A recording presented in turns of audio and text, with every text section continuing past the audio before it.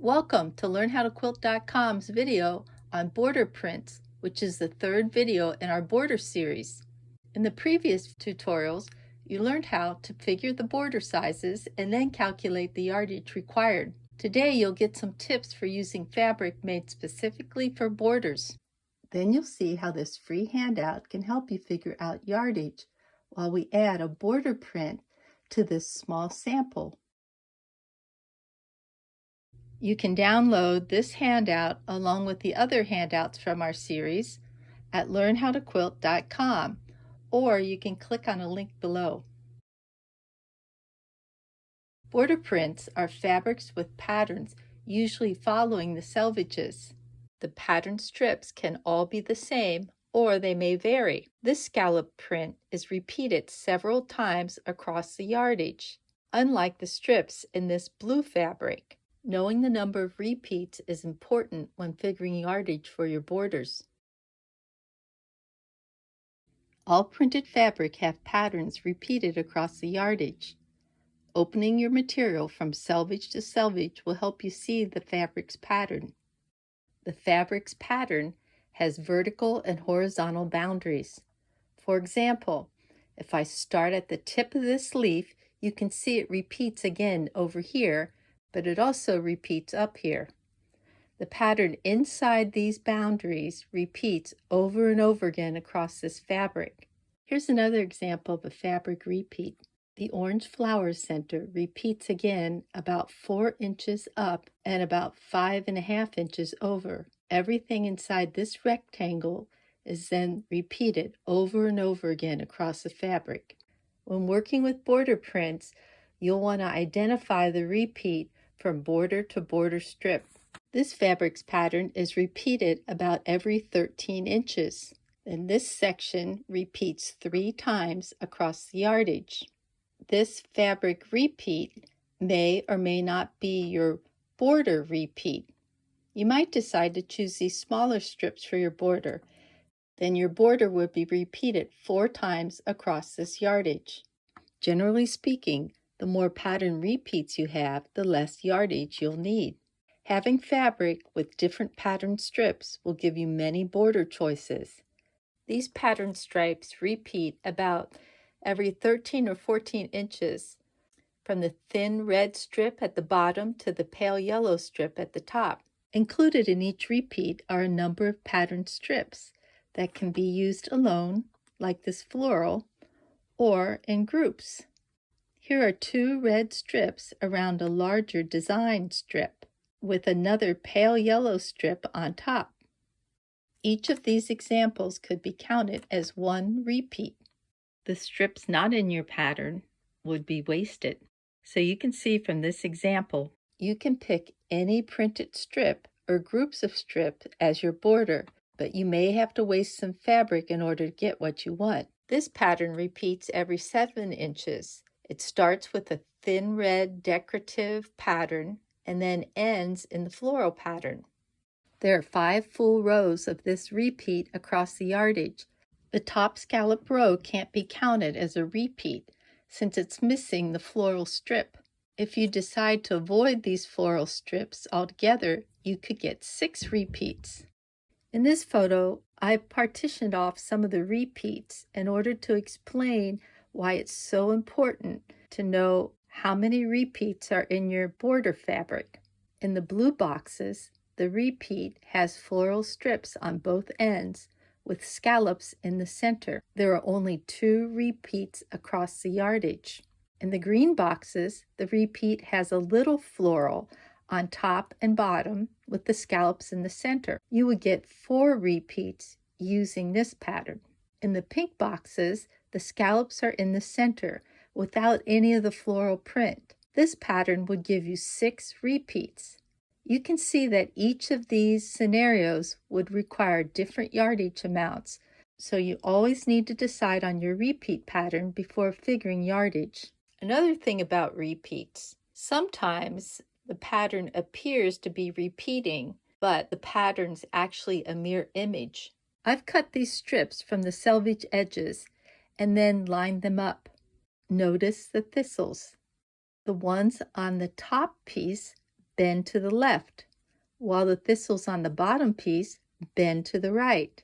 They're mirror images of each other. The same is true of the little scallops or the wave print that's below the post-it squares. The top scallops lean to the right, the bottom to the left.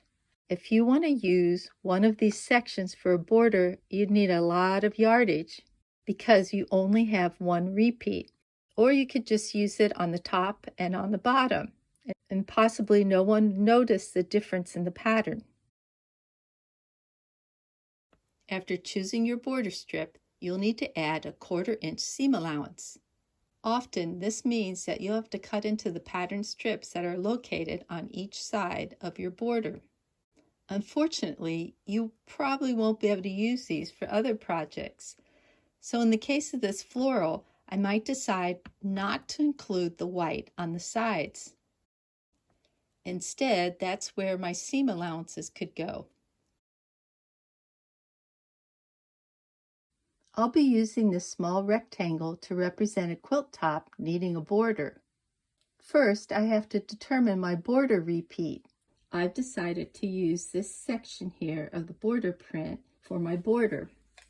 There are 4 of these repeats in my pattern, but I ran into a problem over here. You'll see that this border is in the selvage here. So let's see, I think I need about that much to be cut off to get rid of that selvage.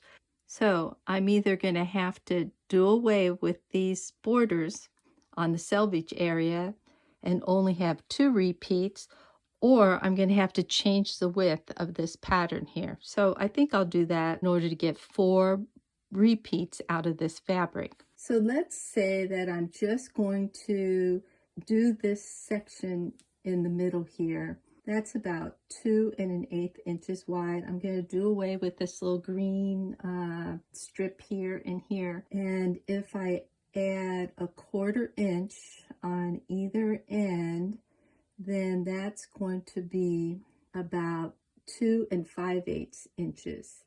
So the width of my border strip is going to be 2 5/8 inches. Now that I know my border width, I can use that measurement along with this handout to calculate the cutting sizes of the border strips. First, I'll need the unfinished size of the quilt top. The width is 6 1/2 inches across and it's by 8 inches down. Then I'll mark in the cutting width size of that border, which happens to be 2 5/8 inches. And now I'm ready for this horizontal border here and here. So I take the width of the unfinished quilt, which is 6 1/2 inches, by this width, which is 2 5/8 inches. To figure out these vertical borders, I'll need this unfinished length, which is 8 inches, and then I'll add that extra border width up here and down here. And when I add all those together, I end up with 13 and let's see, 1/4 inches. So the length of this vertical strip is going to be 13 1/4 inches. Now this is a little bit more than I need because it includes some extra seam allowance here and here. But later on, after I sew these horizontal borders on, I can trim the excess. In the next video in this series, you'll learn how to get a precise measurement for this vertical border. It requires a little bit more math, which is sometimes needed when your border's more complex. So now I'm ready to figure out how much yardage I'll need. So the pattern repeat on this particular fabric is 4. So there's 4 of these border strips on my fabric, and I'll put that down here. That means I'm going to need 1, 2, 3, 4. I won't need these extra ones. So for my horizontal borders, I'm going to cut 2 strips at 6 1/2 inches by 2 5/8 inches. For my vertical borders, I'm going to cut 2 strips 13 1/4 inches by 2 5/8 inches. Now here's my fabric. This is the selvage side along this edge, and this is where my border strips will run. So I know that each one of these is 2 5/8 inches, and I'm going to need 2 of them at 6 1/2 inches long. So now this isn't drawn to scale, but let's say it's that size.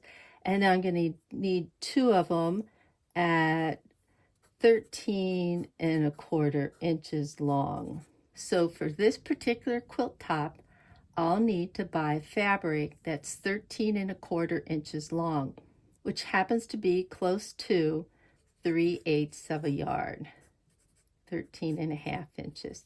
So for this project, I would need 3/8 of a yard in order to put this border around this quilt top. Now in this example, my fabric had 4 pattern repeats, but what if your pattern only has 2 repeats? I'm going to use the same measurements here as I did on the first one, but only 2 repeats. So I'll need to cut 2 strips that are 6 1/2 inches by 2 5/8 inches. 2 5/8. And let's say this is 6 1/2 here, and this strip will be 6 1/2, and that'll be about that much. And then I need 2 more strips that are 13 1/4 inches. So this will be my 13 1/4 inches right there. And so if you add those 2 together, you end up with 19 3/4 inches, which happens to be a little less than 5/8 of a yard. So using that same border print, but if it only had 2 repeats, I would need more yardage for that. So if you're thinking about using a border print, you might want to look for fabric that has at least 4 repeats in it. If I do find a fabric that only has 2 repeats, then I often take this excess fabric and use it either on the back or for binding. Before you get started, always make sure your fabric's been pressed. Open up your fabric to a single layer because you'll want to cut each border strip individually. So here's this first border strip that I cut. So I'm planning on cutting off this border right here. So the 1/4 inch seam should be from here to here. Now when cutting this border strip, I want to line up that 1/4 inch seam along the edge of that little strip there. So my 1/4 inch is lined up there, and then I can cut. Now a lot of people like to draw their borders first before cutting. So if you see, I've got a line right here, a green line, and that tells me where I've got to cut. And so if I draw this, it's going to go about to here. Using that, you can hardly see that. And I find that that makes it a little bit easier to cut that. So one of these borders, or 2 of these borders, have to be about 13 1/4 inches. So let's see, let's do a rough cut at a little over 13 1/2. So I've cut off that ink mark here, and let me finish cutting this and get it ready for my quilt. So I can sew this border to the bottom here. See how that matches up. And then I can sew this border up here. And of course, I'm going to have some seam allowances in here. But after those are sewn on, then I can sew this border onto the side there and this border over here. Now, I always get a lot of questions about these horizontal borders versus these vertical borders. Should the horizontal borders go on first? And that's actually personal preference. I just usually always add those horizontal borders first. But sometimes if I want my quilt to look more square than it is rectangular, I'll take and I'll sew these horizontal borders. Let me fix this so you see. So that they're the longer borders, which means these vertical borders would be the shorter borders, and they would be sewn first, and then these would be next. Now, another question I'm often asked is, well, what about mitered borders? So mitered borders would give you a look like this, where the borders meet at 45-degree angles. Often, people who use border prints like to use a mitered border. Hopefully in the future, we'll put together a video about mitered borders. In the meantime, check out the next video in our borders series. Hope you stay tuned. Thanks for visiting LearnHowToQuilt.com. We'd love to have you like, subscribe, and share our videos with your friends. Thanks.